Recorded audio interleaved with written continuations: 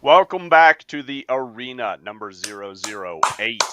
We are here today to talk about today to talk about resilience, which I think is a great topic. There's some important pieces to dig into here because if you get stuck in resilience, it'll actually hold you back. But resilience is one of the most important abilities, skill sets, just characteristics that you can develop as a man, because really what we're talking about today is the ability to overcome your obstacles, to bust through your obstacles and achieve more in your life, in your career, in whatever it is that you're after. Because whatever it is that you're after, guaranteed there's resistance, and I'm sure you're feeling some of that right now. If you're not, Or all the time. you're probably dead. So let's dive in to And the arena number 8 on the topic of re, building resilience, conquering resistance, overcoming challenges, setting goals, and ultimately how to thrive. All right, open us up, PJ. yo, my name is PJ. I'm the CEO of Reality Dreamers with my man Peter Lynch of Unshakable. Part of the reason why I want to talk about this because I personally have been like battling this back and forth constantly in my 30s. 30. I feel like this is a big topic, especially for me. It's always like taking a couple steps forward, you're running, and you fall on your face real hard. Got a nice gnarly gash. I don't even want to skate currently because I'm like, I don't want to get fractured. I don't want to chip my teeth again. Jesus Christ, like if I'm gonna run really for a goal, like I want to make sure I can accomplish it. But I also realized if I don't try, I'll never know. So part of the reason why I want to talk about this topic so much with everybody is what are you doing in order to overcome those obstacles and bounce back? What are your obstacles that you guys are facing? Is it the fear of failing? Is it the fear of disappointing? Is it the fear of, hey, let me just understand that there's safety and security in a 9 to 5 or safety and security in union? And there's nothing wrong with any of that. But are you really chasing your dreams? How are you bouncing back from your own shadow self? So I want to kick this off with like, hey, what are 3 examples that Peter that you're able to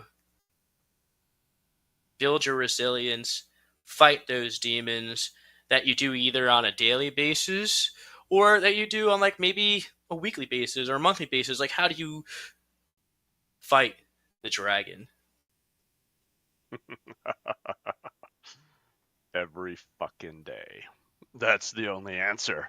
Face yourself every damn day if you really want to grow, right? And facing yourself means owning up to all those places where you are inadequate, you are afraid, right?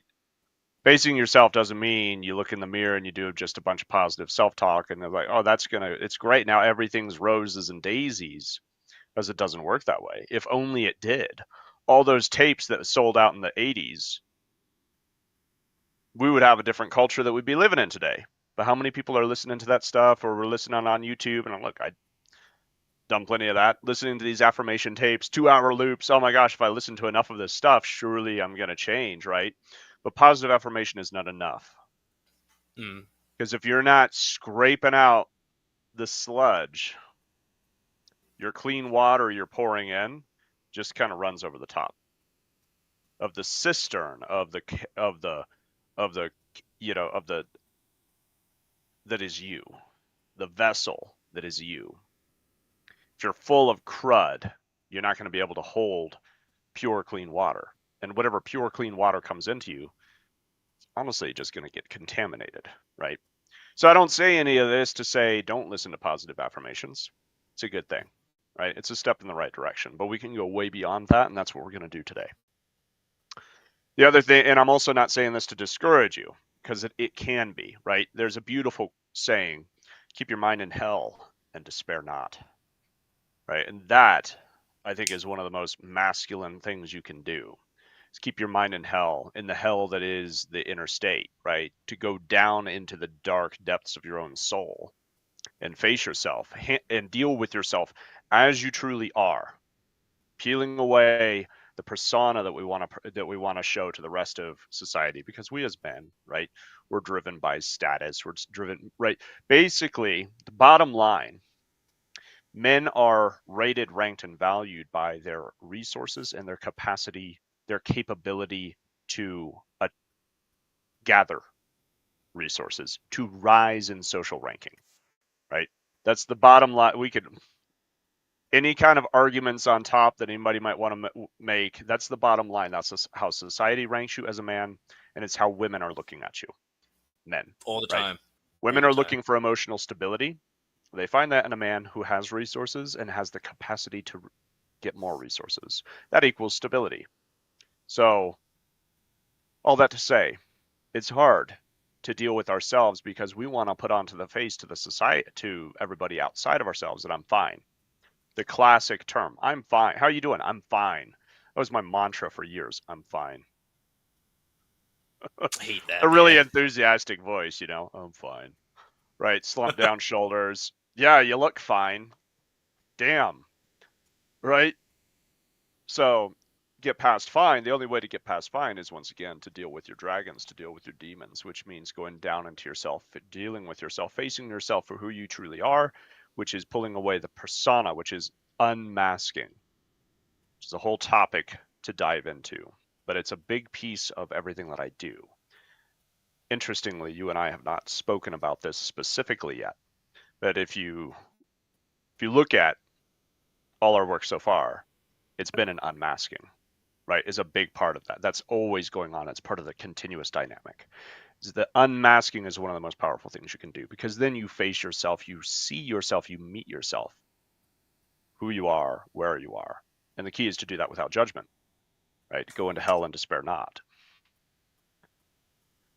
So you do, and so classic, you ask, what are three things? And I go off on a whole tangent, that loops back around to, because this is how you build resilience, is when you practice this ability, when you're able to go down into yourself and be present to yourself, you build tremendous resilience, is the cool thing. Because if you can handle that, you can handle anything, right? The only reason that somebody else's jab or insult or any kind of thing is going to shake you up is because you haven't sat with yourself.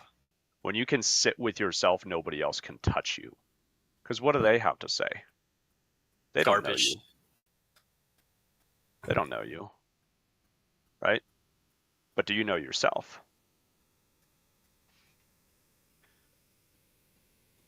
Sometimes. I feel like time and a place. I feel like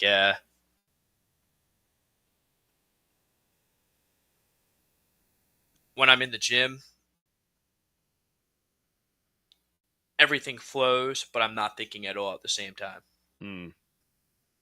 Like I'll get inspiration, I'll write it down real quick, but I don't even realize the power, the enlightenment of the moment. It just kind of happens. That's a That's cool thing. it's the best. Hmm.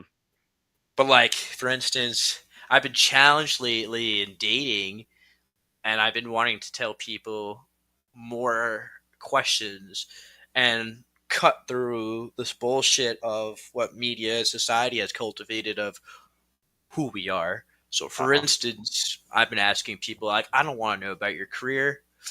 I don't want to know about your status. I don't want to know about, well, your age per se, right? Like, I don't want to know about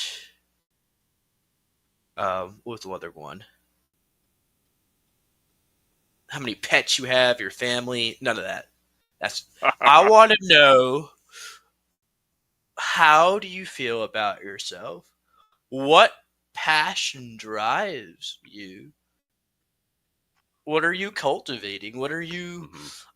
committed to put in the work for?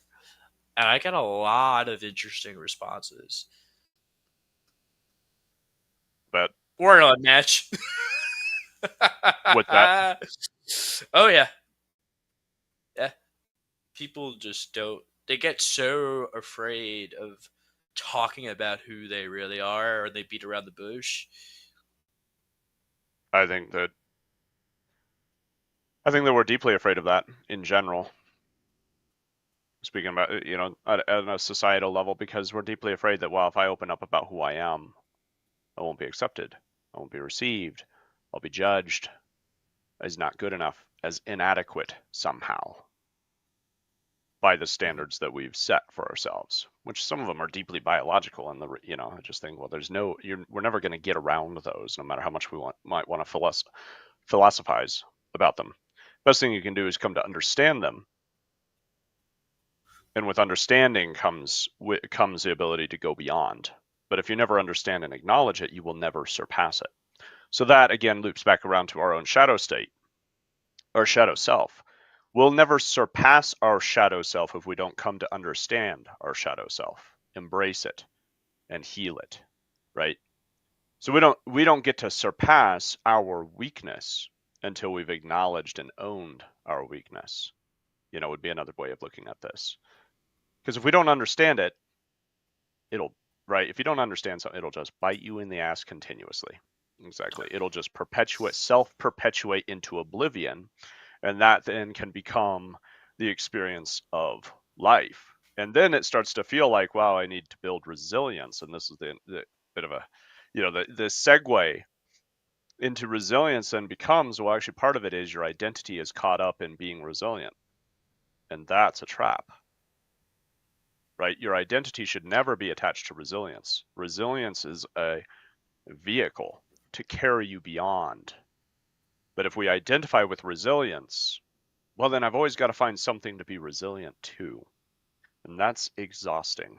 You can trust me on that one, right? And I think so many of the so many viewers out there probably understand that, get that, right? How many of us have had that experience? Probably a lot, where we start to identify with it because it feels like you should have Eye of the Tiger playing in the background, and it's going to be your theme song, and you're going to be running up the steps, and here it comes, here it comes, here it comes, here it comes.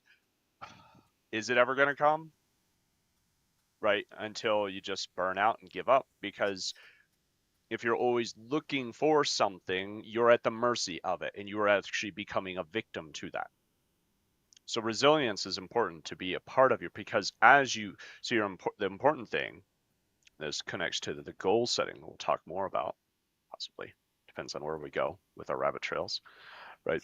And our tangents. But the goal setting is to step into the state of being that your goal is accomplished. You put yourself on the other side of it. Resilience is this side of it. What you will need to achieve your goal, but don't focus on it. It'll come to you naturally when you place yourself in the state of being beyond your goal. Everything you need, you will be resourced. Everything you need. Your job is to get over the hump in here, right? In your mind and your spirit, to go beyond. And that's the power of re-envisioning your life, recreating your life, because we're just if you don't do it consciously, you simply recreate your life unconsciously. And what's that? Recreating yesterday into today and into tomorrow perpetually, because it's unconscious creation, which is just simply recreation. But if you want to actually truly recreate your life, you become conscious of, where am I going? So clarity also, there was something that sparked for me the idea of clarity and the thought of clarity in your intro. Clarity breeds confidence. A lot of times we get stuck in the rut and we need to bounce back. But what are you bouncing towards? Becomes the question. So really getting clear on what are you out to accomplish, what are you here to achieve in the first place, is going to give you a great deal more confidence than just trying to bounce back. Just trying to bounce back to what? The status quo, right? No, we're here for more.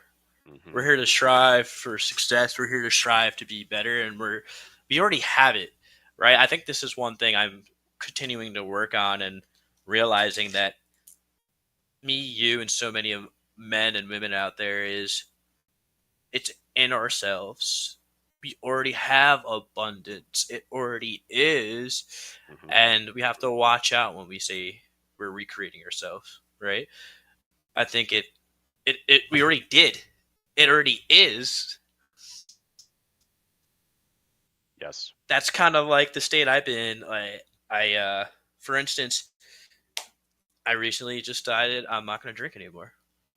I don't want it. I don't need it. It's not gonna. I mean, listen. There's gonna be occasions, but maybe one, but there's gonna be a limit, right? There's not. There's not like, hey, no, I have to focus, and the focus Mm. is what do I want? What do I want? Yes. What I want is to say that I could take care of my friends, my family, and most importantly, myself. We have to be selfish. And in building resilience, it's like, all right, cool. This is the bounce back. And in order for me to bounce back, I'm going to put in the work. I'm going to go to the gym. I'm going to hang out with Peter. I'm going to talk to like minded individuals that are already in the state. I know I am in the state. I just need to strive for it and reach for it. Yes. Yes. Discover it. Yes. Right. You're discovering. So it comes back to there's no self development. There's simply self discovery. Who you are will be revealed, especially in crisis and emergency. The best way to prepare is to develop, and the best way to develop is to discover. Because if you try to, the lie of self development is to say that you can do whatever you want, anything you choose, and no, you can't. You know what I mean? You're never going to be world class at something that you are not gifted at. Just not going to happen.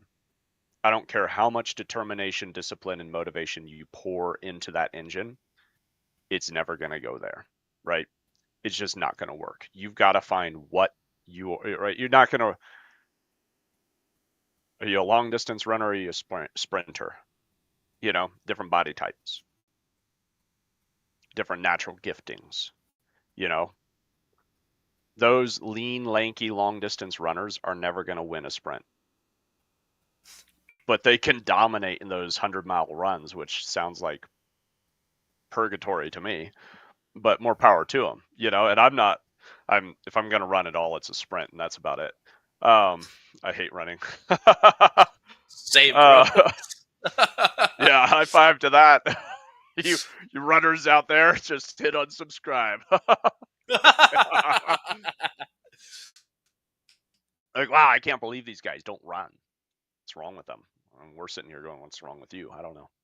No.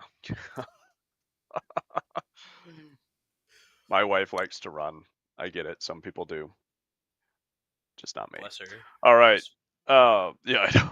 But again, the main point being, it's important to find out what are you here to do, right? What's your calling? And that's going to, the beauty is your calling already perfectly aligns with what your natural gifts and talents are. So your calling, your purpose, it's you already are, to your point. All right, to echo it back and say it differently, you already are. So that means you already have everything you need. Your job is just to reveal it, you know? And that's confidence, confide, understanding. It's the loop of that etymology. So with self confidence is really just self understanding. Do you understand yourself? When you understand yourself and you know you're not a sprinter and somebody says, come sprint, let's see who's the fastest. Why would you bother? And your self-esteem isn't wrapped up in being the fastest anyway. Because why would it be? Because you know yourself, you're comfortable with yourself. So who cares if somebody wants to challenge you externally? External challenges don't matter when you've gone through the internal challenges, right? And that naturally builds resilience. And the other piece that naturally builds resilience is gaining deeper clarity. So confidence comes with the inner work. So confidence is one key to resilience. Clarity being the other major one. And clarity comes with specific defining of your goals. And there's a lot there because you have your vision, which is your purpose, your life's calling. That's something that's always going to be overshadowing every goal you set. And every goal you set needs to be in alignment with that. Otherwise, why are you doing it? Right? Becomes the question. If you're not here to do that, that's not your purpose, that's not your calling, what's motivating you? Is it to prove yourself? Is it to make quick money? Is it to, right? Is it for instant gratification? It's usually something that's rather just kind of a base, low level motivation.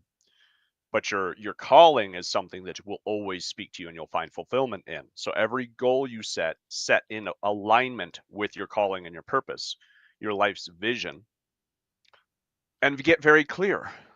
What are you here to accomplish? And the clearer you are, the more confidence you gain in the pursuit of your goal, because it'll empower you to say no to all the bullshit distractions that are going to come your way out of the woodwork. People are going to hear, oh, you started a business? Hey, I've got this, me and cousin Vinny, we found this millionaire mentor. Always the entry line for an MLM.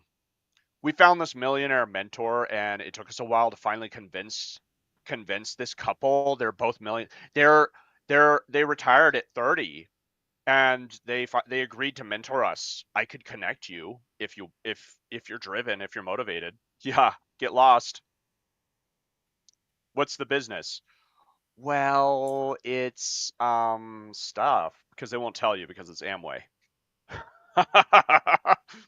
And the business of an MLM is motivation. Be warned. All right, now that that's out of the way.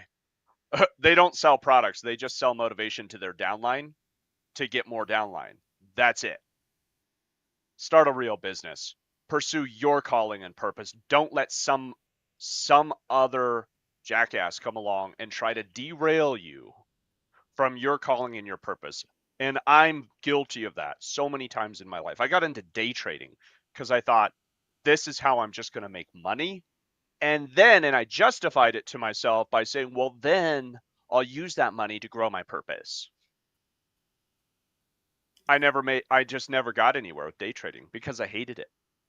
I actually was getting, like, I was getting to a point where I was good at it, but I hated doing it. It was a weird place to be. Because I knew that, okay, well, if I just continue, and then, well, what do I do? Listen to more motivation, just continue, just stick with it, and you can but I hate it. I hate it. My soul's sucked by it because it's wrong for me. It's right for some of you out there. More power to you. It's an incredible vehicle for financial returns. But if it's wrong for who you are, if it's against the grain of your natural energy, it won't work for you. So don't listen to the gurus out there either, because every damn guru goes and achieves success doing something because they usually stumble ass backwards into what works for them.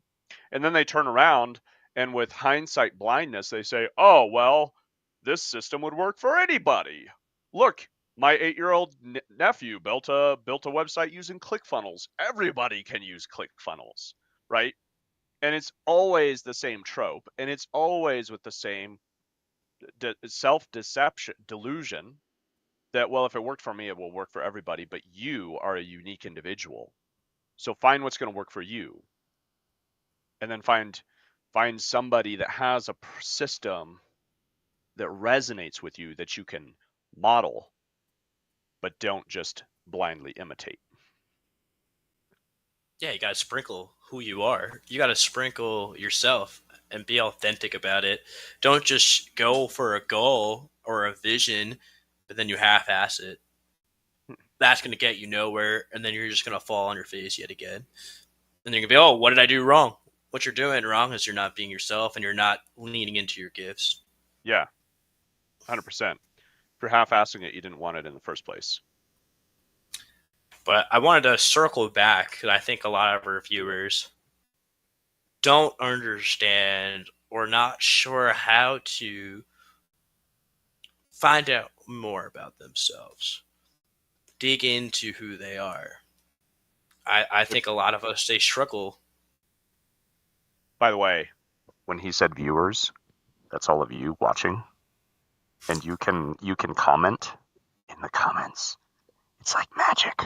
Okay. I don't think PJ heard me say that. You're okay. So he'll be really surprised and excited if you actually do it. But just don't. Or wait, just don't tell him I said that. Okay. Oh, that was my bad ear. What do you say, guys? Unless you're on LinkedIn, and sorry, I won't see your comments. But I'll get back to you later. All right, but seriously, light up the comments. Y'all, anybody watching live with us, you got a question, we're talking about something, even if we set you off and you disagree, just share a comment, let us know what you think. Or if you want to, like, you've got a question about what we're saying, if it doesn't make sense, if I'm putting things too high level and you're wondering how the hell do I apply that to my life, jump in, engage. I'm happy to answer questions all day. But back on what you were saying, because you're onto something great there, which is your question is, so people out there wondering, like, how do I know myself? Yes, 'cause I think that's something I've constantly struggled with. Or what I also notice is I'll discover pieces of me. Like, for instance, I never worked out. I was like, I'm gonna stay in the basement, just play video games, and I'm gonna go to school and read books, and I'm just gonna get a job, and it's gonna be wildly successful. That's how I always thought. Like, I was just a textbook kid. I had structure. I was happy. I was doing everything by the book. The older I've gotten, the more I was like, oh, I really like to write. Writing is a passion of mine.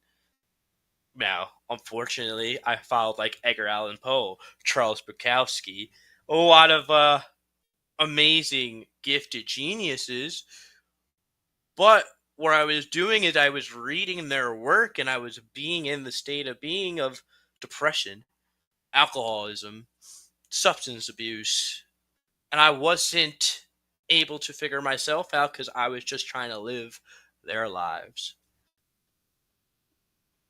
Hmm. So I that's why I was curious and wanted to go back to that just because you said, "Hey, follow somebody as a model." I also don't think people are going to be able to sprinkle who they are without a little guidance. I mean, it's all the way back. It's the constant human search, I think, because it's all the way back to the Oracle at Delphi. Know thyself, right? And what is the Oracle? Communing with the mysteries, communing with the unknown, the voice from the rock. And yet we have that within ourselves, the unknown within ourselves, where we seek answers. So part of why you should develop self-knowledge is because you will find the answers you want in here, not out here. Nobody else has the answers for you. You have the authority within yourself, which is God-given, right? Which comes back to that the concept of the still small voice of God speaking within us and through us, but we're so deafened to our own inner voice and our own inner authority that it's hard to hear that guidance, which comes back to calling and purpose. What's my calling? What's my purpose? How do I find this? Find yourself. Connect with yourself, and you will do that. It'll come to you naturally. So, how do you connect with yourself? How do you discover yourself? I don't know where anybody and everybody is starting. We're all at different places of some level of self-awareness. I think the vast majority of our society is at like an abysmal 1 or 2 out of 10. It's just we're pretty clueless when it comes to self-knowledge. A cool place to start is go get some free online self personality assessments. Go do the Myers-Briggs, do the Big Five, right? Those are going to be an entry point. They're powerful, they're great, they're very interesting. I took the Myers-Briggs years ago and I thought I was an INFP, right? And now at this point, I consistently score as an ENTJ. I don't believe I've changed. I would argue my stance is absolutely none of us change. None of us become a different personality. Your personality is Mm. there within you, underneath you, like we were just saying, right? Revealing, discovering. I just had so much trauma that I operated as almost the opposite of who I am. I'm an ENTJ, the commander. So yes, you should be concerned.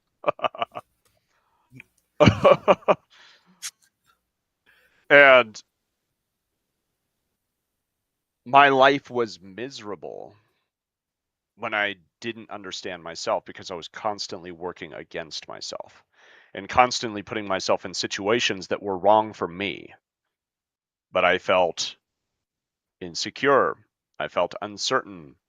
I felt scared to step into my confidence for many different reasons. Right. So it's a long painful journey for me. So I can't give anybody a magic pill because it doesn't exist. But if you're committed, the most rewarding journey you can go on is the journey into your own heart. There is no more significant nor powerful journey any man or woman can take than into your own heart. And it loops back around to the shadow work I was referring to earlier, which is the cleaning out of the grime, right? The cleaning out of, which is that grime, by the way, is a lot of times it's bitterness, resentment, Anger. things that we're holding on to. Somebody hurt me, and I'm still holding on to resentment, and I've never acknowledged it and processed it and released it. And once you do that, your energy just comes back in amazing ways. And then what happens is you have more energy to engage with more healing. So it becomes, this tips the scales quickly. It feels overwhelming when you first start and you first light a match in your dark attic and you're like, oh my God, this place is full of cobwebs and junk and garbage and hoarder shit. And I'm like, where do you even start? But when you start, it starts to work with you because your own energy is inside of you longing to flow. That's energy always must flow. Energy that does not flow becomes stagnant. Look at water. Stagnant water is slimy, it's gross, it's dead water, right? Water that flow, because water is meant to flow. So look at yourself then. Every one of us is a being of water. Our beings are mostly water. So we are beings of energy, first of all. And we are beings of mostly water. So, because there's even that fifth or fourth form of water that they're starting to sort of get into, which is what most of the solid part of our body is actually made of. So every part of our body has water. So we say we're like 70, you're like mostly just water. Your muscles, everything about you, water, water. And when it's filthy, if it's stagnant, it gets gross. And so in our lives, when we get stagnant, it becomes like a bog. It becomes like a murky, slimy, right? Algae infested. It's gross. So you have to move. Where was it going with everything? I don't know. It's just beings of energy. We are meant to flow. And your natural, this was it. Your natural energy is within you, waiting, longing to flow. So the more you practice the work of self-knowledge, the more you will untap that energy and you will experience incredible new productivity, accomplishment, clarity, confidence. All the things that you want are way out here, and the work to get there is way down here. So that's why when people ask me, what do you do? I talk about these things because that's where usually people understand it. I want to get more done. I want to feel more confidence. Want to have better connections in my relationships. I want better work-life balance. So when I come home, I can actually connect with my wife and my kids and not just be bringing work home with me and I'm stressed out and I'm not connecting and right. Great. Are you willing to go down here? Because that's where that happens. Way down in your own heart. When you just go for the things up here, you just go for work-life balance and you don't resolve the heart, you get nothing. But when you go down here, you get that and a whole lot more. Yeah, no, for sure. I noticed a difference in me. Energy is like water; it'll seek its own level, right? Yes. And I've noticed the connections I've been making with new people, just trying to get out there. I think that's what our viewers should attempt, right? Like, all right, you're feeling lonely, or you don't have any connections to the outside world. Join a book club. Go out to the library. Have a conversation with one of your friends and see if you guys could do a different activity together. Something maybe like rock climbing, paintball, and a coffee shop. There's actually, if you ever do come to New York, mate, they opened up a Lord of the Rings coffee shop in Long Island City. and it is Awesome. adorable. Awesome. Yeah, we'll have to make our way out there for sure. But also just connecting to people. And speaking of guidance for everybody, this is a resource that is free. You could use it. It's called the Brotherhood that Peter made, and we put a lot of love, tender, and care into it. But I think it's a way to network, connect, have fun, and we're all on the same journey. These people that are in this brotherhood, we're not here to bullshit. We're not here to put the smoke and mirrors in a facade. Uh, I mean, I could speak personally. I think Peter would agree. We hate talk. We like to get to the nitty gritty, like what really moves you, what drives you for tomorrow. The cool thing is, since doing havening, going to therapy, working with Peter, I don't feel my depression as traumatic. I don't want to like just take my car and just go off the rails. And then if I do get anxiety, I just think of our breathing exercises. I'll do my own havening exercises, and it's more being in a sense of peace with ourselves. I think Absolutely. once you guys find your unique process, it will be that much easier to not only be in the state of being, but the key triggers for the resilience to get you over the hump that you have to, maybe you have to go to the gym once a day. I mean, 3 times a week, etc. Maybe you have to journal. Maybe journaling is able to help process your emotions and feelings, the obstacles you're having at work or your relationships, your family, and friends. Honestly, binaural beats are awesome. We listen to it, we jam. Changing something that you do on a routine basis. Dude, I love the Spotify playlist you've been making, and I'm like making posts, jamming it out, and it's like, oh, well, cool. Like, I feel good. I want to go to a rave now. But the key is to find those unique gifts and triggers for you guys. We could give examples, but there are examples, but they work. Yeah, I'm always looking to create formulas because a formula is something that you apply, right? But a formula is also you got to fill in the blanks. You never get away from work. So again, there's no like magic, easy button um, of how to find yourself, but there is a process. There's a process to it, and I think that there's always going to be a limitation of you can only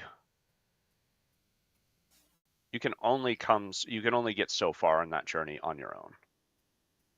Yeah. But more importantly, the best way to accelerate that journey is to work with others, right? To reach out to others. And of course, that's what I do. So if you're interested, if you resonate and you want to explore coaching, you can just drop a comment or send me a DM. That's fine, right? But the brotherhood, that Discord community, so community for men, that's a great place. Like it's free to join. And I'm in there sharing value. PJ's a part of it. We're just creating a community for men who are on this journey that understand that the key to everything that you really want, right? The confidence, the success, the money, the relationships, right? It's going to come through you from within. It's going to come through your own self-knowledge and self-mastery. And when you go in and you become the dragon slayer, you conquer your own mind. You conquer that reptile brain, the lizard brain that is your dragon of fear. You become more than a dragon because now you are a dragon slayer, right? That's a mythical, it's a man of legend right there, is the dragon slayer. We remember them for centuries, even if we don't know who they were.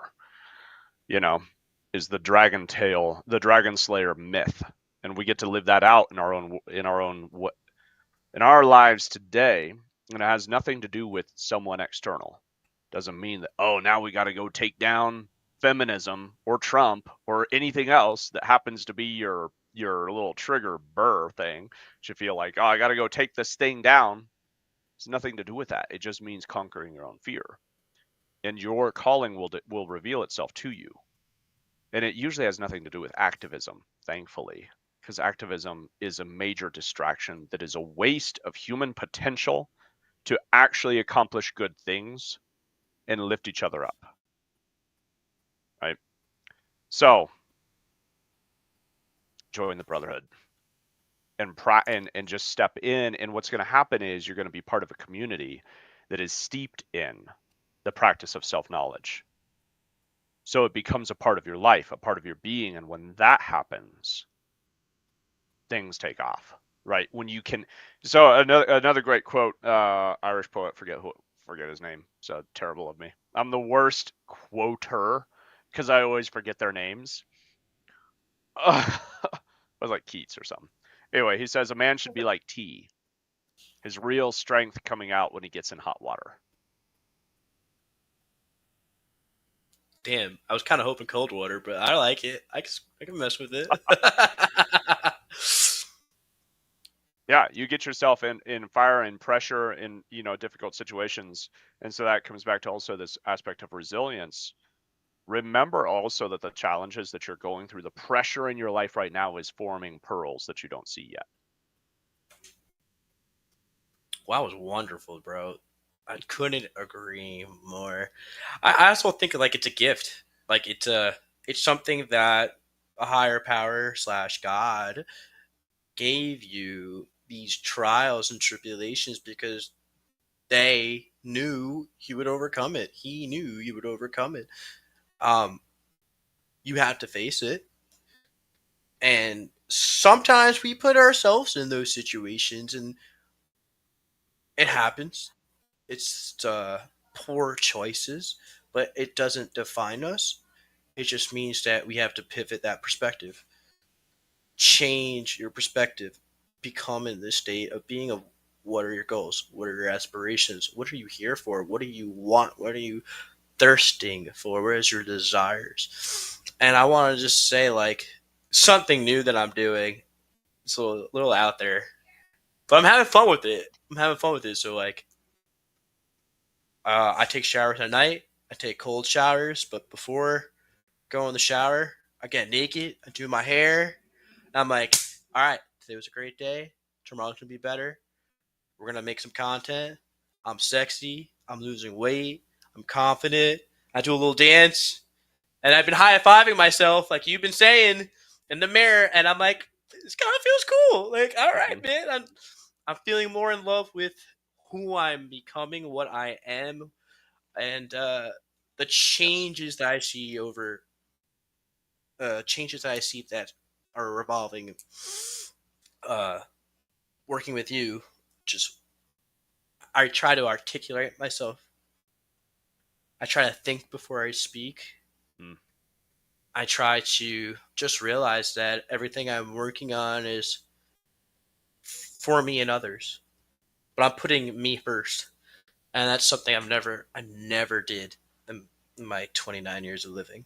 It was always taking care of somebody else. And not, listen, part of me still like that, right? I'm not gonna lie. Like if I have life insurance in my 401k, that's all of my sister. Whoever marries me, sorry, bro. Echoes to my sister. you know, but just the little things that I think we could work on. Small steps, right? And that's progress. What are you guys gonna do? What are you guys trying to do? But what are you gonna change tomorrow? That's how I'm changing my legacy is by these small steps, and they could be as simple as high fiving yourself in the mirror. It's a big, that's a big deal too, right? It's there's something so powerful in being able to look yourself in the mirror and say, I love you. Right? And that's enough to bring some grown men to tears. And I think it's enough to be very uncomfortable for a lot of men out there because the reality and why you're struggling so damn much is because you can't do that. Yeah. You know, speaking to people watch it, right? Like that's there's just no easy way to put that. Right? If you follow me, you know that I'm not going to put it easy. May as well just have it hard up front, because then the rest of the work does become easier, because you've already dealt with the biggest hurdle, which is just the acceptance of what is. And look, the what is in this case is that your life is going to be a miserable struggle if you're looking at the mirror at yourself in the mirror and saying, I hate you, in so many different words. You're ugly, you're out of shape, you fat lard. God, I can't believe you did that. Stupid, right? Abusive language.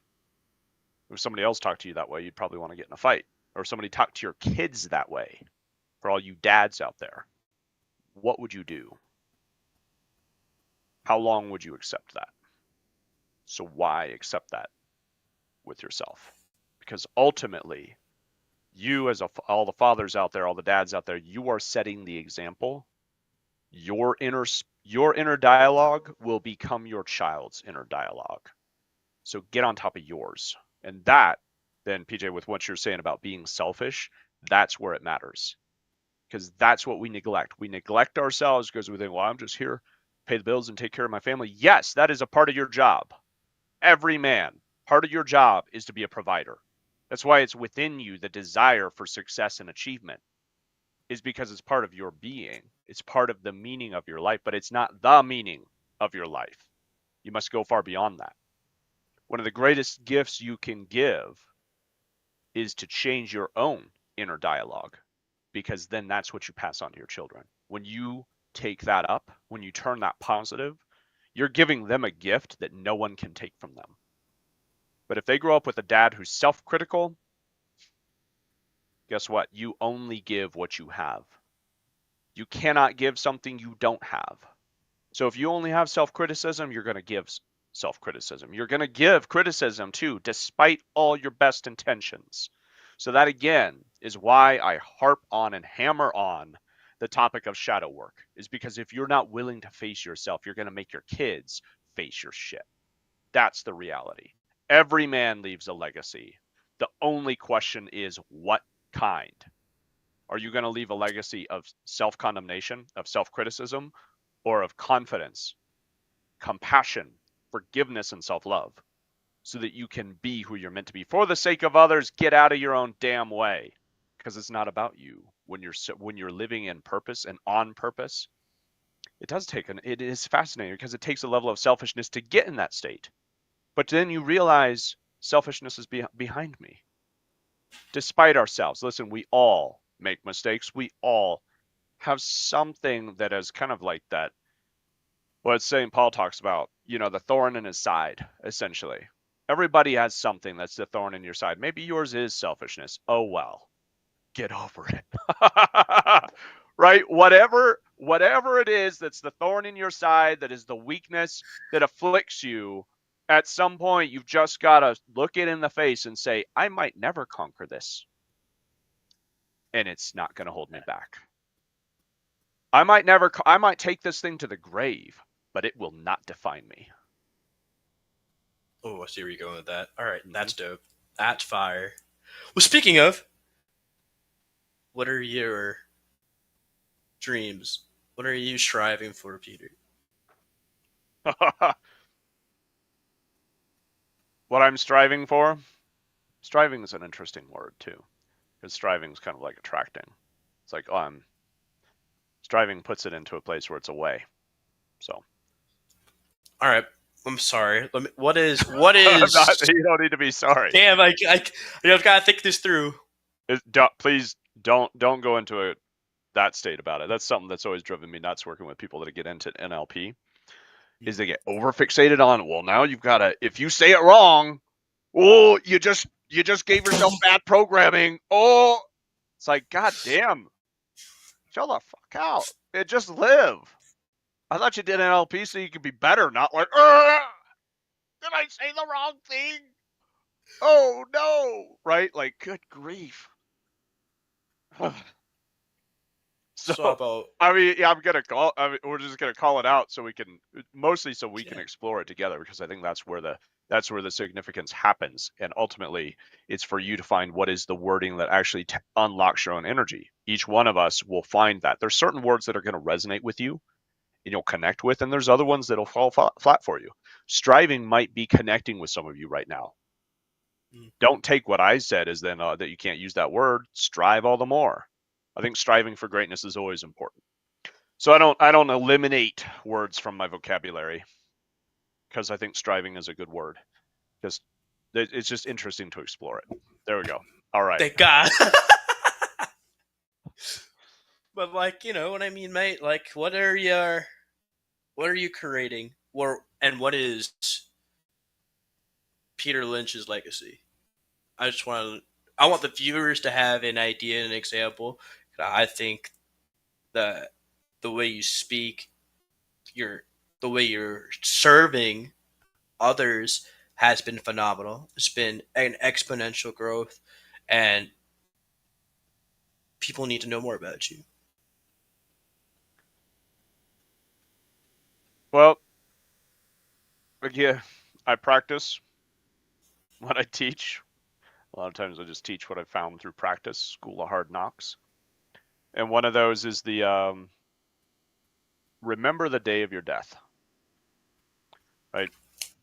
But to take that beyond, that's a saying in monastic culture, which is beautiful and profound, because for them, it's critical, right? They've made a conscious decision to live a radically different life than the norm, and remember the day of your death is a part of that, right? You need that gravity to stay in that state. Um, it's difficult, it's challenging. So how do we apply it? My application has been to just go and simply have a visualization of end of life, deathbed, right? And it might sound kind of morbid, because most of us are scared of death. I think it's like a lot of modern culture, especially modern medicine, is obsessed with somehow preventing death, which we cannot prevent. We become so obsessed with preventing death that we don't live. And that's a tragedy of the modern world, right? But when you remember your death, you will live. That's the beauty of it. Through death we find life, and the end of all life is death. So and it's also it's a new beginning. There's so much more to it. But on this side of it, then, just speaking here in this life, what we can do, what I do, is I practice that visualization. What is the deathbed? What does that look like? Who am I going to be? Who's going to be there? Right? Did a poll recently of another audience, um, through some of my other work, and one of the questions we asked was how satisfied are you on a scale of 1 to 10? Life, career, relationships. The overwhelming majority was always 7 or less in all of those categories. Okay? Yikes. Now, might seem like, well, five's kind of the break even midway mark, right? You get to 5 and you're like, oh, I'm tipping into positive. I say, no. 8 is the only place where you're actually starting to get ahead of the forces of chaos in life, career, and relationships. But really break it down. And this is where this deathbed visualization is so profound and powerful, is that's when you start asking yourself the question, do I want my relationships 8 out of 10? 7 out of 10? My kids sent me a card. Wow, at least they thought of me, right? My career, 7 out of 10. Well, I don't know how I'm going to pay for my funeral fees. Hopefully the kids don't mind.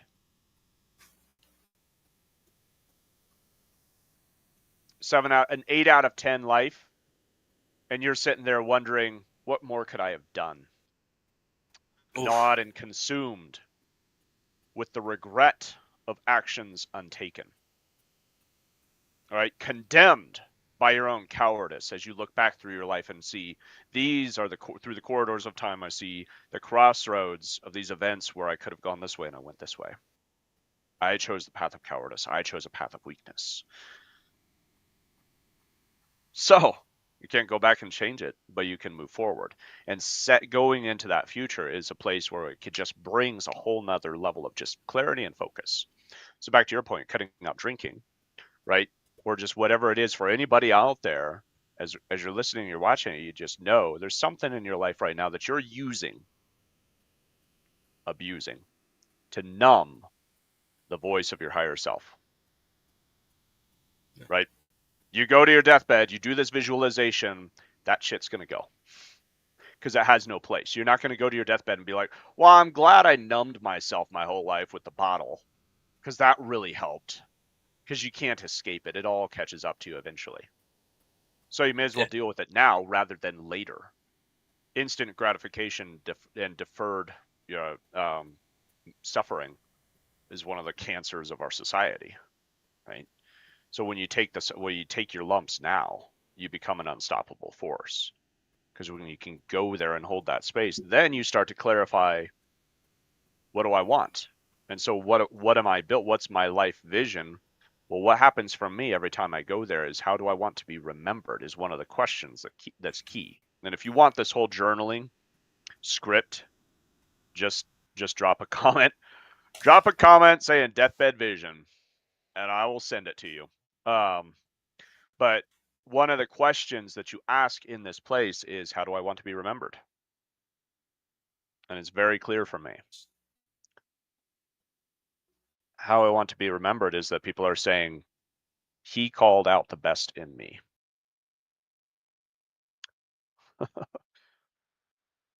And PJ disappeared.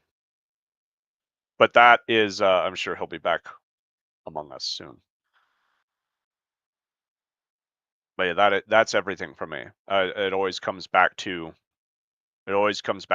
how do I want to be remembered? And how I want to be remembered is as somebody who equipped others to step into their greatness, not doing it for them. And I want to be really clear about that, because that's narcissistic, right? And that's a problem with coaches and gurus out there. Some of them, not all, right? Is they want to do it and be the hero. I don't want to be the hero, but how do I want to be remembered? And that's key. What will make me the hero of my own story is to be remembered as somebody that equipped them to become the hero of their story. And that's everything for me. So, what am I building along the way? Because there's a lot, then you can backfill and go, okay, well, if that's the anchor point, if I know that that's the piece that connects with me across all time and space, there's a line between my heart now and then. Well, then what are the practical steps that I take to build there? Well, the brotherhood is one of them. So go join the brotherhood, and you can get a deeper, more intimate experience of this as it's growing and as it's building. And then it's also just what drives me to put out more content, to reach more people, to equip them, the men, especially you men out there who are the high achievers. You want more out of life, right? It's time, right? And you're ready to really step it up and step into a state of flow, into operating with yourself, not against yourself. That's who I'm speaking to, right? To get that work-life balance, which isn't so much balance as it much is grounding. When you're grounded in yourself, you can move, you can flow like water, right?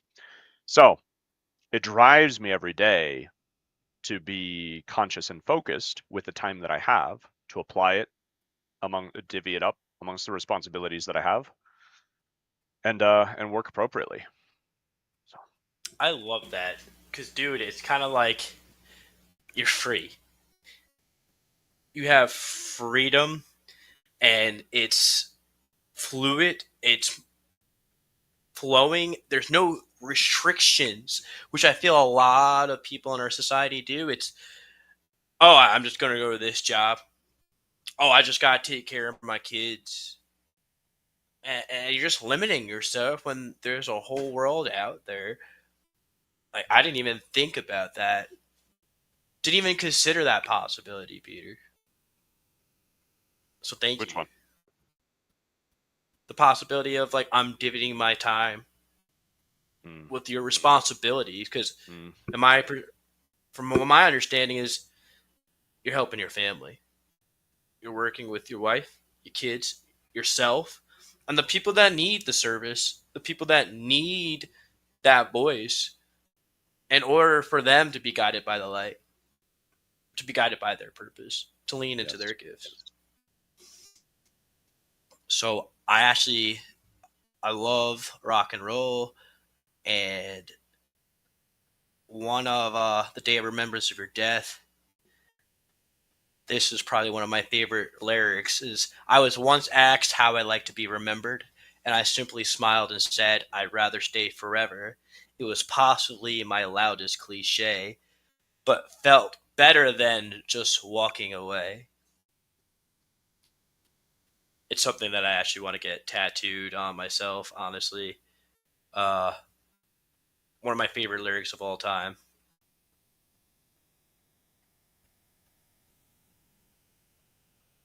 Not being fearful, going after what I want, but then, hey, whatever will be, will be. I'm here for myself. I love legacy 100%, Steve. But I don't want a legacy anymore. I just want to help people. I just want to help people, and then maybe they could figure out their purpose, or maybe How's they're that not not a legacy? alone. Not for me. I'm not viewing it as it. People might view it as a legacy, right? Your I'll. legacy is what you leave behind. I just want to leave the side. I want to be able to touch people and have them ripple a positive effect of love, affection, courage, and not being alone. I feel like when I say legacy is so much pressure Hmm. that I have to be this standard, I have to be this figure, be this role model. I don't want to be that role model. I just want to be a person that's doing, and a person that is. And I want people to get that we're human, not perfect. Hey, Scars, tears, sweat, blood, but in this conversation, this is just the flesh. This is just a vessel. I know that my soul will continue, and that my soul right now is to touch other souls.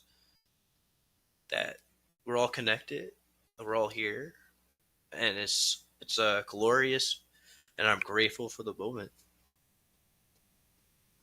That's why I hate the concept of money, but I mm, need money because it's how I'm going to help others and myself. It's how I'm going to travel, do whatever I want, and be like, hey, I got to donate to 1-800 suicide hotlines because there's people that need help.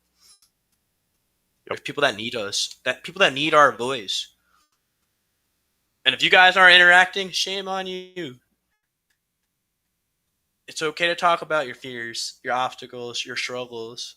In talking and having a conversation with us, you're acknowledging your pain. And acknowledging that, you're going to have self discovery. Acknowledging your pain is a courageous step. So, thank you, Steve, for the comment. Legacy, Amen, I brother. agree, 100% is key. Interesting. So there's association with the word legacy that leads to pressure for you. I don't see it as pressure. I just see it as. But I love and agree with what you're saying, especially on the point of being humans, right? We're just here to live this journey together, you know. And it's one of the things that's always been significant for me entering this space as coach into a space that's full of it's a realm of gurus, right? The self-help gurus, the mindset gurus, and all these things. And always been bothered by guruism because I feel like, well, it's a way to lift people up on a pedestal and over idealize them as somehow, well, they are the standard of how to be. And that's not the case. They can just model a pathway for you. That's it. Right? They might have some they might just have some way of touching you in a significant way, whether that's just through a quote, a piece of content on the internet, or an actual live interaction, right? Some way that they're connecting with you and it's leading to a new realization. That's beautiful and profound. One of the most, I think, just excuse me. I think one of the saddest things that we can do in this space is try to take credit for that. Right? If I have an impact on somebody else, it's not mine. It's yours. The victory is yours. Right? I happen to be good at here's a sword, here's how you use it. Right? Let me show you you are strong, but the victory is yours. And don't take my victories from me.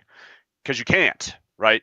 But those who try, that's again, and that's a distinction that's very important to me to make is unhealthy coaches are going to try to win your battle for you because they're insecure, because they haven't done their own work for themselves. Right? But a healthy, secure, confident coach has no interest in trying to prove something and try to come in and make something happen for it because they just understand that their role is simply to be a guide, to step back and allow you to own your story, right? And that's everything. When you find your strength, your life is different, right? You're not dependent. If there's any dependency, there's something wrong, you know? It doesn't mean you can't appreciate somebody who helped you find a new level. That's different than dependency because I have those people in my life that I'm always appreciating and going to for wisdom and guidance, but I'm not dependent. Not in that way. It's not like, oh, I couldn't function without them. They've been great role models and guides in my life because I can function on my own. That's key. Totally key. And in this topic, Peter, I just wanted to shout out to Ross. My cousin Ross has been listening to us since day one. He had unexpected circumstances, and he rose to the occasion. He is working on developing his own car wash business. He's doing it in his parking lot right now, and he loves what he's doing right now. He's Yeah. happy. He's giving it a shot. He hit me up. He just said, "Hey guys, just want to say thanks for inspiring me." He showed me some pictures. I gotta send it to you later. But Yes. Awesome. I just want to shout out to Ross. Love that. 'Cause he ripped the band-aid, guys. Go victory claps, brother. I'm Yes. proud of you, and I can't wait to see what else you're gonna do, dude. Because Hmm. hey, maybe you open up one business, you start another, you get more. You You're never like, know. I want to do 2, 3, but he's been telling me that he doesn't even feel like he's working right now, and he's been Yes. cleaning up some pretty fucking sexy cars, bro. I'm impressed. Awesome. Awesome. Join the Brotherhood.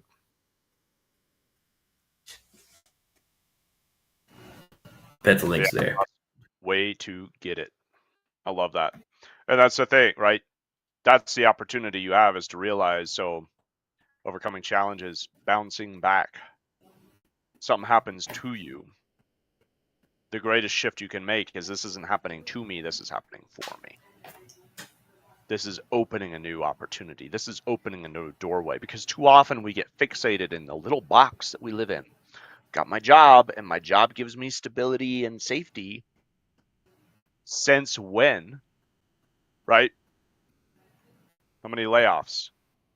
Rounds of layoffs. Nobody can find a job. Oh, but it's still the trope that somehow getting a job is the responsible thing to do, along with student debt, mortgage, and 2 car payments in your early 20s so you can spend 30 years paying it off. That's what we used to call indentured servitude, by the way. Now we just have fancier names for it and we call it responsible. Modern day slavery in America, our first world country, because we haven't taught anybody financial intelligence. We've taught them to get in debt, and it's insanity. So I love it when somebody's taking their destiny in their own hands. So Ross, way to just fuck yeah, get it and find your next Boom. opportunity. Now, hey, just be present to what opportunities are showing up. What's your highest value customer?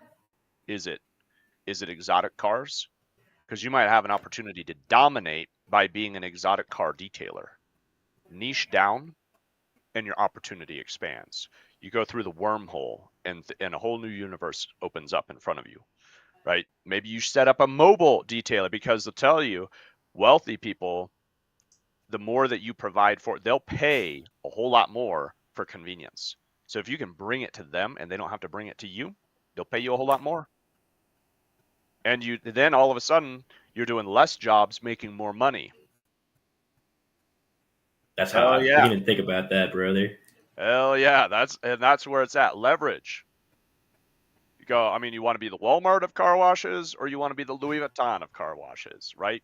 Or somewhere in between, anywhere in between, you can have a business. It really just comes down to what resonates.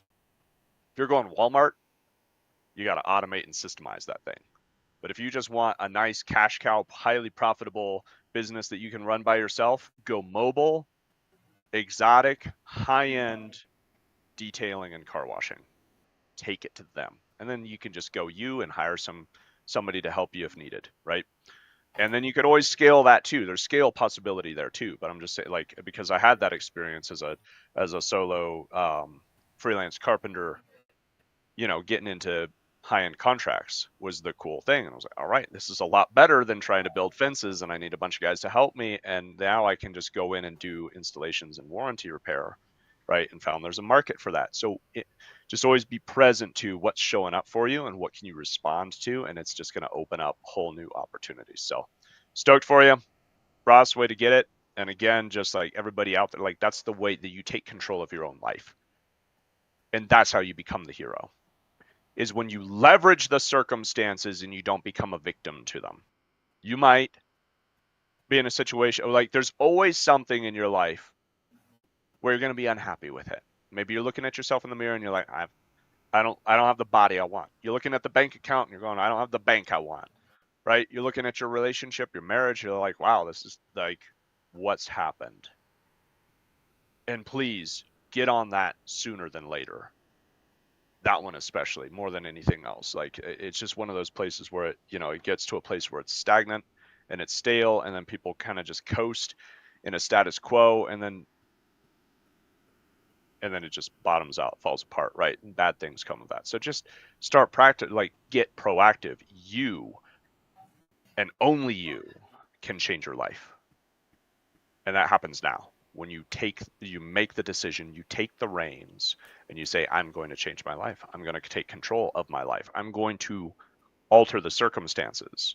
I'm going to look for, and it's simple. You just say, what can I do in this particular arena that you've just identified? Your body, your money, your relationships, your romance, right? Whether that's your romantic relationship, your marriage, or it's like your relationship with other just friends, wherever it is, right?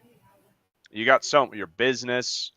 Maybe your money's good and your business is a wreck. I mean, that usually, that's an odd situation. Not too often does that happen. More often, honestly, all too often, is your business is taken off and you're still not profitable. We should talk. I can help you solve that problem very easily and very simply. I'm amazed how many high revenue businesses are little to no profit. You got to get on top of that too, because that's a burnout machine waiting to happen. And it's all up here, by the way. It's not really your business. Your business systems are really easy to solve. This is make or break. Everything between here, right? Because your business will just reflect your own identity set point. That's everything. So take control of your life. Find a place where hey, I want this area of my life to improve, and then simply ask yourself, what can I do? And the inspiration will come to you. Your job then is to respond, to act. What can I do? In your relationship, it might just simply be setting aside 30 minutes a day to just put your damn phone aside and sit down and say, tell me about your day. And then just listen. And for us dudes, that can be hard, because we're like, oh, well, can I solve a problem for you? Can I go fix something for you? Can I go do something for you? Or can we go do something together? Like, and you just got to settle down, slow down, and just be present. Maybe it's your kids. You feel like, wow, I'm getting separate. Like, I'm feeling distant from my kids. Same thing. Spend 20 minutes a day with each of your kids. Like, I'm too busy. Well, then fix your fucking business. or whatever it is that's making you too busy so you don't have time for your kids. At that point, then what's your priority? It's obviously not your relationships, so get that in alignment, right? And then you're going to say, "Oh, well, I can't do that because I got to be so busy to make enough money." Well, now you're just a victim. The choice is yours, right? And sorry, I'm being harsh, guys, but this is the hard reality. When you can accept this, everything else gets a whole lot easier. But if you're going to live as a victim, your life will always be hard. You'll always find yourself trapped in some kind of shitty situation where, like, well, I can't make my relationships better because I don't have time, and I don't have time because I got to make money, and I got to make money because of this, because of this, and it's an endless chain. And it's always a chain of disempowerment and victimhood. But you get to end it. You get to interrupt the cycle and just say, no, this ends with me.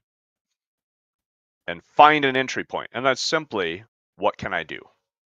And it might be, a little shameless plug here, it might be, wow, I should reach out to a coach. I should find a coach who could help me with this. Or it might just be you join the damn brotherhood. It's free and we can help you out there, right? Because a lot of things might just be you just open up in a community of other men who have insight that you can't right now, and be open, right? Be open and vulnerable and willing to receive feedback. And I don't mean constructive criticism where we're going to call you an idiot and you're right, like, but actually just say, what are the next steps? Well, oftentimes, coaching practice is always to question, not to prescribe, right? Because I don't know the answers, but I can ask you questions that will bring you insight that you wouldn't otherwise have.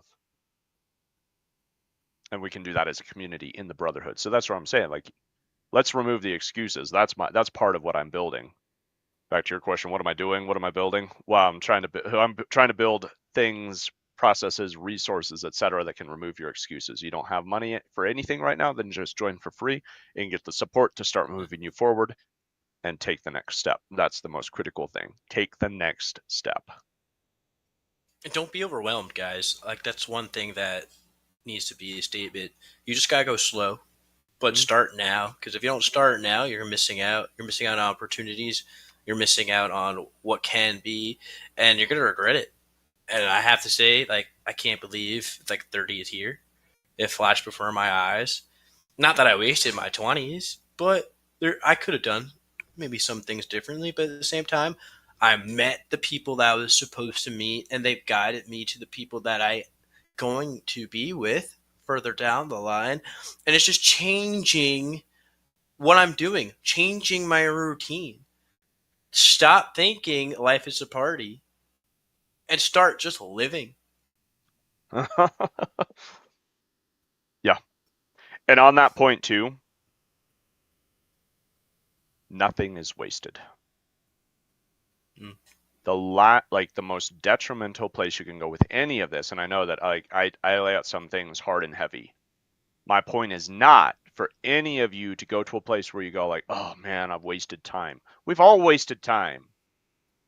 Don't fall into regret. Don't fall into guilt and shame of the time you could have used more, better. You have now. That's your gift. That's the present moment. And when you harness now, the events of the past become leverage and resources. Nothing is wasted, I promise you. As much as you feel like I've made so many mistakes, I've messed up too much, it's right, whatever it is, I'm so far behind. It's another thing. I'm just a bit on the train of just feeling pissed at gurus lately because I saw another guy on Instagram makes this post. It's just condescending nonsense. It says 30 is the new 20 is just an excuse to waste 10 years. Like, Oh, that no, pisses me off. it's yeah, same here. I unfollowed him on that one. I'm not gonna say who publicly. We can talk about it, later. But it's just stupid, condescending bullshit that these guys get. They get on a high horse and they think I've achieved success that entitles me to be a condescending ass. No, Yeah. no amount of success, or especially not financial success, because that's one of the stupidest misnomers we have in our society. Oh, he has a lot of money. He must know about life.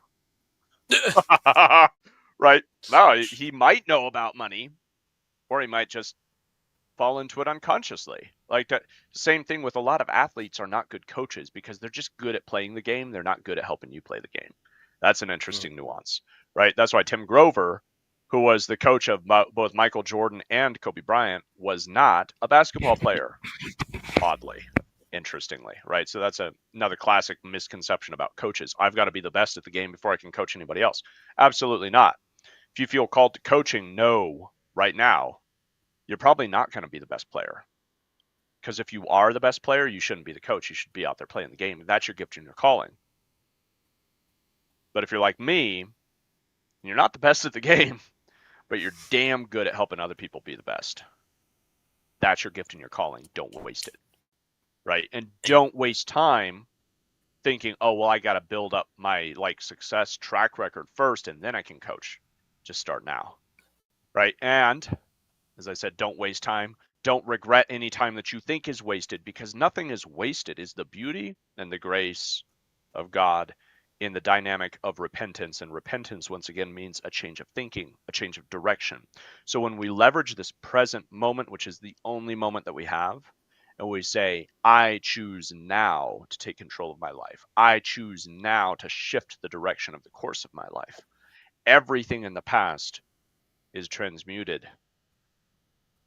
Everything in the past, all of your mistakes only become a resource of wisdom and understanding and depth of compassion for others.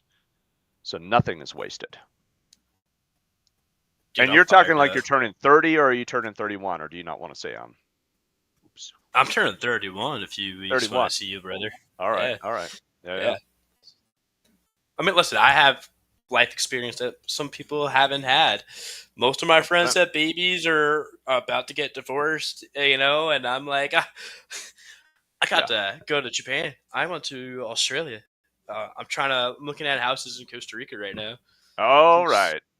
Oh you know yeah. what I mean, Good. man? Like, I've been meaning to bring that up with you. Like you know, you're living in like the most expensive city in the world, and just getting and I bucked. don't know. Colorado Springs is trying to compete because they got some pretty big britches around here apparently. Uh, um, think a little highly of our houses around here. Tell you what. Um.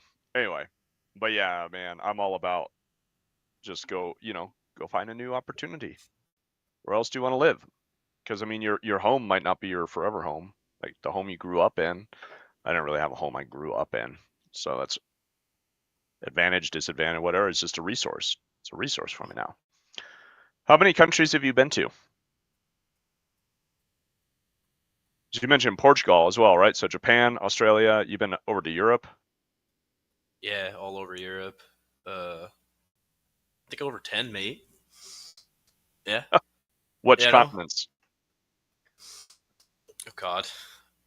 Uh, South America, uh, Australia. Um, I think there's only like 3 countries in Europe that I haven't really discovered. Yeah. That's what I'm saying. You did, dude, own that more. Yeah. That's one of those places. This is a prime example of we take our own journey for granted. Like, yeah, I've traveled the world, no big deal. It's and I'll tell you from this perspective, because the younger me in my 20s, I wanted to, and I felt so stuck I couldn't, right? So you broke a barrier that many people can't break out of. I've met a lot of people that never left their hometown. Now, thankfully, I've also traveled the world.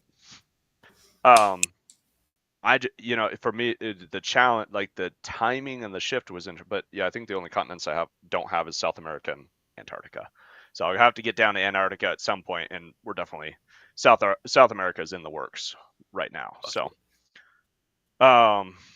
I mean, I've been down to Central America. Just I'm not gonna try to claim South America because technically, no. Um, You'll love it. uh, I know, I know.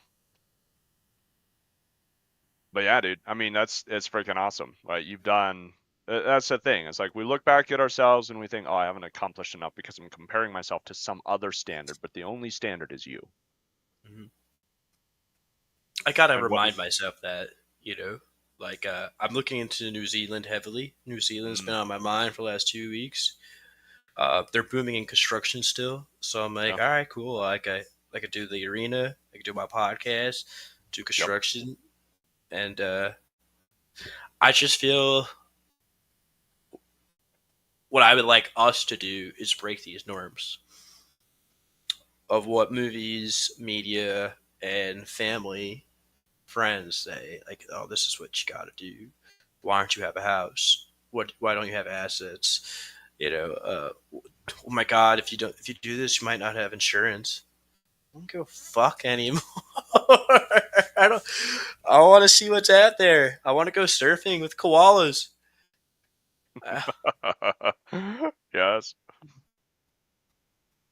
I love my job right now because I get to absorb so much knowledge. Like Mm, I just was listening to the Discovery Channel all throughout my drive to Pennsylvania. nice. I'm like, fuck yeah, this is awesome. I want to migrate, and I want to migrate with people and just connect with other people. Like that's the cool thing about Costa Rica. They love us. They're like, Hmm. oh, Americans, come try our tacos. I'm like, yes, yes, please. And Yeah. we have a cool conversation.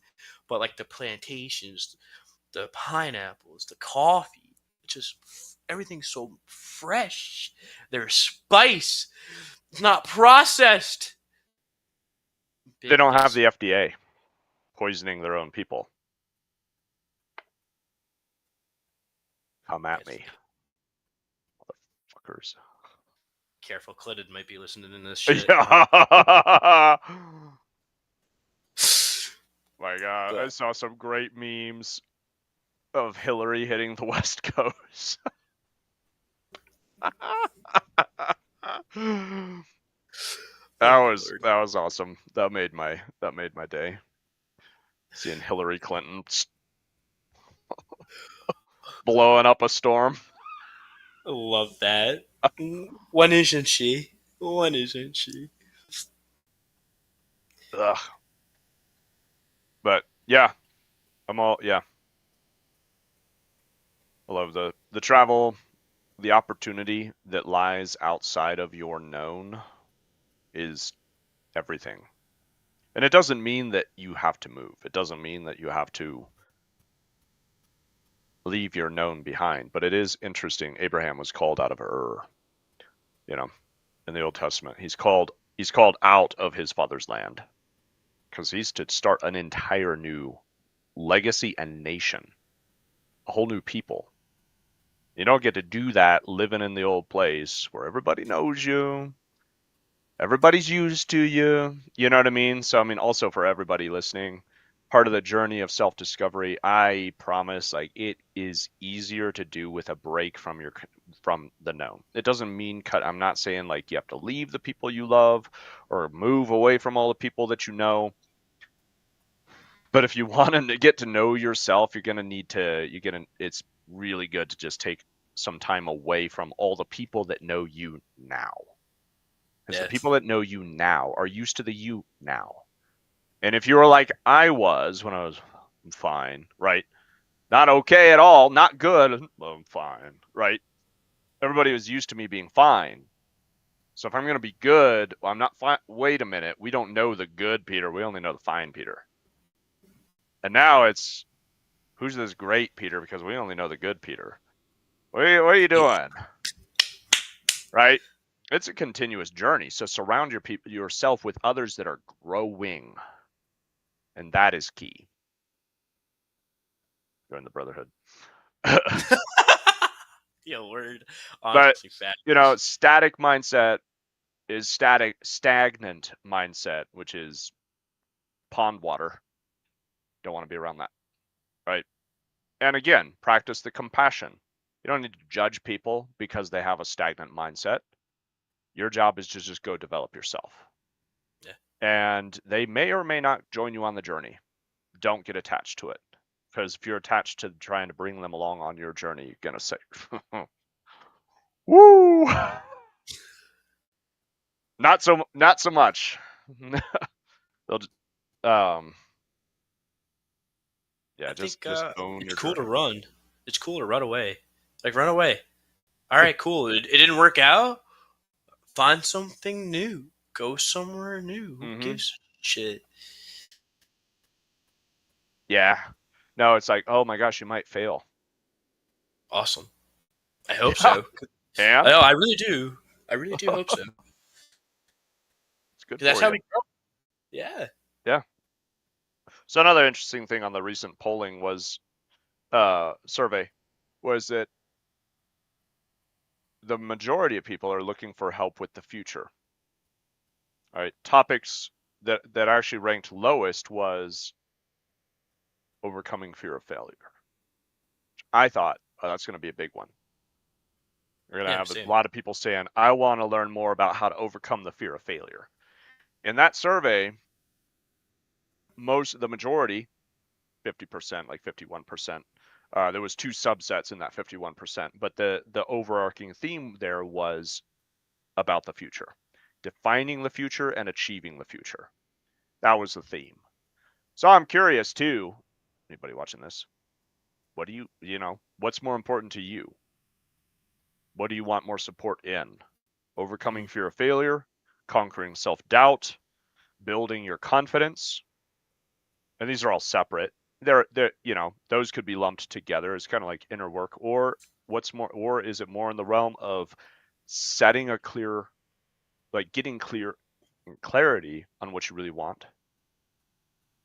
Or is it about goal setting and achieving the goals? You already know what you want and now you're struggling to accomplish it. Dude, don't. We can't go in this rabbit hole because I will tear that bitch apart. That would be Stay tuned. great. Episode 9? Question mark, y'all. Yeah, right. Well, we did say, you know, overcome challenges and set goals in the title, so I think we could just roll right into more about setting goals and future work in next week, and then talk about whatever bitch ripping you wanted to do here uh, on that topic I just mentioned. You're right. Save your energy. Oh, dude, Um, I got really sparked up on that. I'm All right, cool. I have, yeah, I can guess where you're going. I'm also interested to see. So let's leave that as a cliffhanger. More to reconvene Fuck on yeah. next week. Yeah, so let's wrap. Build resilience. You build resilience by anchoring in exactly, like being clear what you're here to accomplish. Because if you don't know, what do you have to be right? What's your resilience?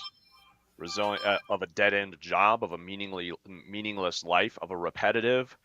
Is it right? there's not.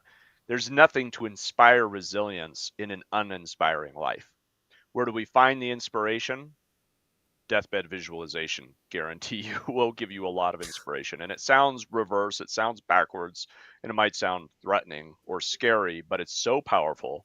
And I promise it will bring inspiration, because it'll bring you a whole new clarity of, wow, that's what really drives me. Another one is the 7 levels deep exercise, right? Do I These are love that these are exercise? life changing, simple processes that are life changing. So reach out. If you want to get the script of how to do this stuff, just reach out. I'm happy to share. Just you got to just take some, show some intention. That's what matters to me. Like, if you're willing to send me a message saying you want it, then I know you're going to act on it, and I will gladly share it with you. And just follow, as I'm sharing stuff about goal setting on my profile anyway, so you can go find that there too. Pretty cool new branding and graphics. I got, if I do say so myself too. Um, Hell been yeah, pretty brother. happy with that. But yeah, so resilience comes with really understanding what is it that inspires you, what are you anchored in towards, what's your vision, and right. So clarity of your goals within that. What are the subset goals? So you understand this is the overarching vision. This is how I want to be remembered. And what are the pieces that fall into place to move you towards that? And then develop your confidence. And your confidence comes with self-knowledge, self-understanding, which comes with shadow work. So the more you work on yourself and you integrate, you heal, you clean out the inside, the more that clean water can flow into you. And the more you just build a natural sense of resilience. And always remember, the key in all of this is, as much as building resilience is an incredibly important topic, don't ever identify with resilience. Identify with your vision. Resilience is a tool, it's a stepping stone. But when you identify with resilience, you become stuck. Ironically, resilience is meant to break you through, to achieve your goals. But if you identify with it, you'll always look for a goal, some obstacle. And then you start to find yourself in a cycle of needing something to be resilient to. And that's a dangerous place to be. So identify with the vision, not with resilience, but practice the resilience that you naturally will need and will naturally be equipped with when you lean into your inspiration. Find your own process. What works for us may not work for you, but there's little things that you could do to build up your self confidence. High five while looking yourself in the mirror. Yep. For me, it's my writing. Find what makes you unique as you lean into your gifts. Mm-hmm. And that is what's going to lead you forward to who you are. More self discovery. It's us showing you different guidance and structures, but you putting in the work and you trying and you running and you falling and us giving you a hand up right back up. Because when we have each other, we have everything. Boom. See you next Thursday, And with guys. that, thank you very much. We will see you next time. And give yourself a high five too, because you deserve it.